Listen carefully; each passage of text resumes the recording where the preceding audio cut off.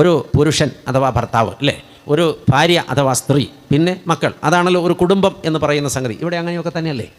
അല്ല, നിങ്ങളുടെ മുഖത്ത് നോക്കിയിട്ട് എനിക്ക് അങ്ങനെയൊന്നും അല്ലെന്ന് തോന്നുന്നു. ഇവിടുത്തെ കുടുംബത്തിന് വേറെ എന്തെങ്കിലും കൺസെപ്റ്റ് ഉണ്ടോ? ഇല്ലല്ലോ, ഇതുപോലെ തന്നെയല്ലേ?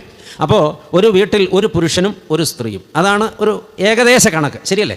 അല്ല, കൃത്യം കണക്ക് അതാണ്, ഏകദേശ കണക്കല്ല. ദൈവത്തിന് സ്തുതി. ഒന്നുകിൽ ഭർത്താവ് പുരുഷനായിട്ടിരിക്കണം, ഭാര്യ സ്ത്രീ ആയിട്ടിരിക്കണം, ആ വീട്ടിൽ ഒരു കുഴപ്പമുണ്ടാവില്ല. അല്ലെങ്കിൽ ഭർത്താവ് സ്ത്രീ ആയിട്ടിരിക്കണം, ഭാര്യ പുരുഷനായിട്ടിരിക്കണം. സ്വഭാവത്തിൻ്റെ കാര്യമാണ് പറയണത്, ശരീരശാസ്ത്രമല്ല.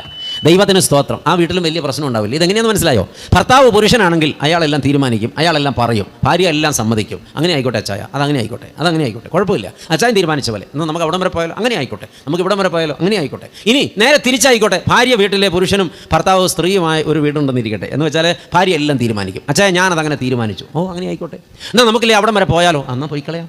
അല്ല അച്ചായ നമുക്ക് ആ കാര്യം അങ്ങനെ ചെയ്താലോ, അങ്ങനെ ചെയ്ത് കളയാം. ഈ രണ്ട് ടൈപ്പും ഈ പന്തലിൽ ഇരിപ്പുണ്ട്. അല്ല, ഞാൻ വെറുതെ പറഞ്ഞല്ലോ, സത്യമായിട്ട് പറഞ്ഞതാണ്. പക്ഷേ ഒരു പ്രശ്നം ഇവിടെ ഉള്ളത് എന്താണെന്നറിയാമോ? ഒരു വീട്ടിൽ രണ്ട് പുരുഷന്മാരായാൽ സംഗതി കുഴപ്പമാവും. ഭർത്താവ് പുരുഷനാണ്, ഓൾറെഡി ഭാര്യയും പുരുഷനാണ്. അപ്പോൾ എന്താ പ്രശ്നം എന്നറിയാമോ? ഭർത്താവിരുന്ന് പറയും, ദേ ഞാൻ ആ കാര്യം അങ്ങനെ ചെയ്യാൻ തീരുമാനിച്ചു. അത് തീരുമാനിക്കാൻ താനാരാ?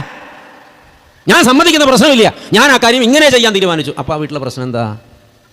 രണ്ട് പുരുഷന്മാരാണ്. കുഴപ്പമായോ? ഉടനെ ഭർത്താവ് പറയുന്നു, ഞാൻ ഇന്ന കാര്യത്തിന് അഡ്വാൻസ് കൊടുത്തു. ആരോട് ചോദിച്ചിട്ട് കൊടുത്തു? നിങ്ങൾ ആരാ അത് കൊടുക്കാൻ? ഞാൻ പറഞ്ഞല്ലോ കൊടുക്കാൻ. ഇത്തരം സ്വഭാവമുള്ള സ്ത്രീകൾ ഇവിടെ വന്നിട്ടില്ലല്ലോ അല്ലേ? വന്നിട്ടുണ്ടാവുമോ? ഭർത്താക്കന്മാർക്ക് വിളിച്ച് പറയണമെന്നുണ്ട്, പക്ഷേ വീട്ടിലേക്കാണല്ലോ പോകേണ്ടത് എന്നോർക്കുമ്പോഴുള്ള ഉൾഭയം കൊണ്ടവർ നിശബ്ദത പാലിക്കുന്നതാണ്. ആമേൻ. നിങ്ങൾക്ക് എല്ലാ ബൾബും കത്തി തുടങ്ങി. ദൈവത്തിന് സ്തോത്രം. പ്രിയപ്പെട്ടവരെ, ഒരു വീട്ടിൽ രണ്ട് പുരുഷൻ വാഴില്ല. അങ്ങനെയുള്ള വീട്ടിലാണ് കലഹമടങ്ങാത്തത്. അങ്ങനെയുള്ള വീടുകളിലാണ് ഡൈവോഴ്സിൽ ചെന്ന് കാര്യങ്ങൾ അവസാനിക്കുന്നത്. ഡൈവോഴ്സിലല്ല കാര്യങ്ങൾ അവസാനിക്കുന്നതെങ്കിൽ മിക്കവാറും അത് കൊലപാതകത്തിലായിരിക്കും അവസാനിക്കുന്നത്. യാതൊരു തർക്കവും ആ കാര്യത്തിൽ വേണ്ട. ഇവിടെയാണ് എന്നിൽ അഹങ്കാരമുണ്ടോ എന്ന് നാം ചോദിക്കേണ്ടത്. ആരെങ്കിലും ഒരാളൊന്ന് തോക്കണ്ടേ? ആരെങ്കിലും ഒരാളൊന്ന് കീഴടങ്ങണ്ടേ? ആരെങ്കിലും ഒരു മില്ലിമീറ്റർ വിട്ടുവീഴ്ച ചെയ്യണ്ടേ? ഞാൻ ഒരു ചൂട് പുറകോട്ട് മാറിയേക്കാന്ന് ആരെങ്കിലും തീരുമാനിക്കണ്ടേ? ചത്താലും ഞാൻ പിടിച്ച ഭാഗത്തുനിന്ന് വിടുന്ന പ്രശ്നമില്ല എന്നൊരു നിലപാടാണ് നിങ്ങൾക്കുള്ളതെങ്കിൽ നിങ്ങളുടെ വീട്ടിലെ ഏറ്റവും ഭീകര കഥാപാത്രം നിങ്ങളാണ്. നിങ്ങളുടെ ശത്രുവും നിങ്ങൾ തന്നെയാണ്.